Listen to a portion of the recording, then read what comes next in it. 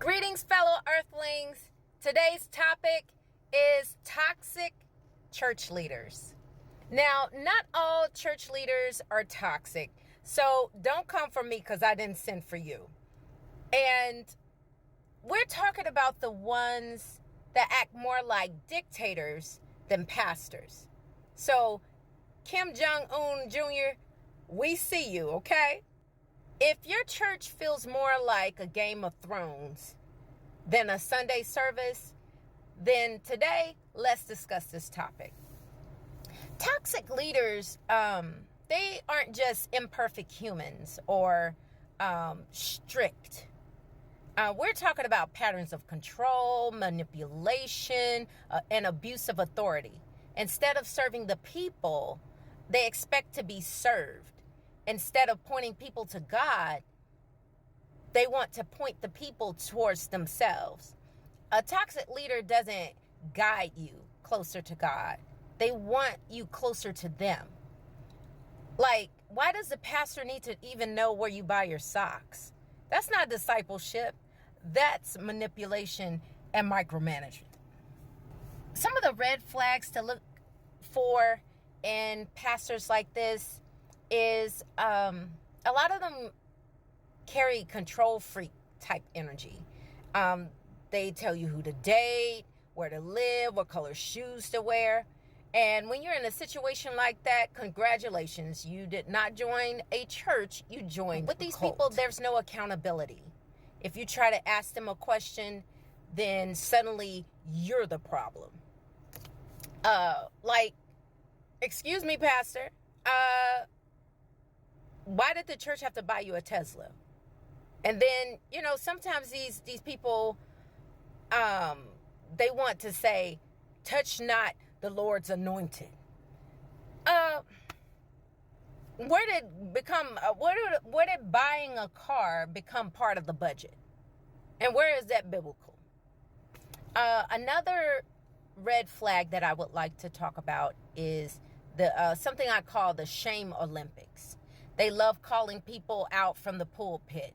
Now, imagine being roasted in front of 200 people because you missed choir rehearsal or Wednesday night Bible study. These pastors, they like to do things like, oh, Sister Johnson was Netflixing and chilling with her TV instead of with the Lord. Okay, you can calm all the way down. My favorite terrorizer within the Pentecostal churches call themselves apostles. These pulpit psychics act like Miss Cleo. They attack you and they try to intimidate by telling what's going on in your personal life. I remember this one so-called apostle. He embarrassed a guy in the church in front of everyone by talking about how the guy was cheating with a side chick on his wife. But newsflash, peekaboo, apostle, I spiritually can see you too.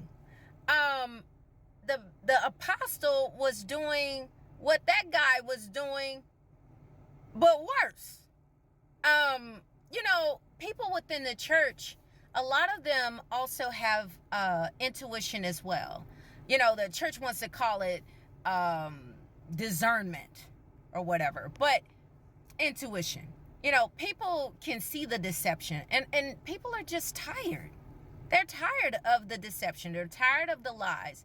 Now, whether a person has a gut feeling or intuition, people that walk away from the physical church building can see what these pimps are doing in the pulpit.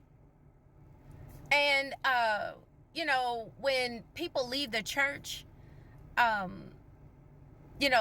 people that are at these churches, the brainwashed members that are still at the church, or the pastor will say, oh, they weren't gonna be saved, no way. Like, child bye. The next red flag is there are double standards.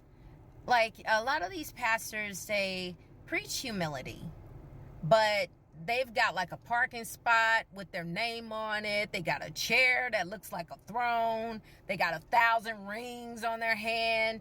They got 3 deacons fanning them with palm leaves. I mean, like, make it make sense. And then these people, they like to use fear tactics. And they love to say, if you leave this church, you gonna miss out on your destiny. They're like, they try to make it like they're the end all be all of churches. And this is the only church where you can get a miracle from.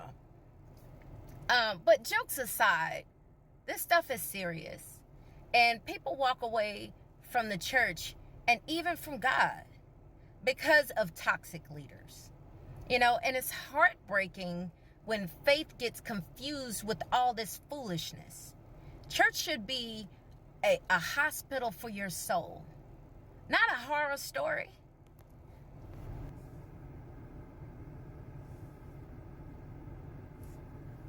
But here's the good news. Not all leaders are toxic. Healthy leaders point you to God, not themselves. They don't need control. They help build community.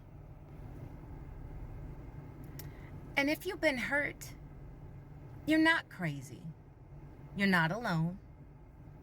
And healing is possible. And yes, you can still love God without giving the pastor the GPS access to your life. So if you see these red flags, take notes, pray, and find a church that doesn't feel like a reality show audition. Remember, a real shepherd protects the sheep. They don't devour them. Stay safe, stay discerning, and may your Sundays remain drama-free.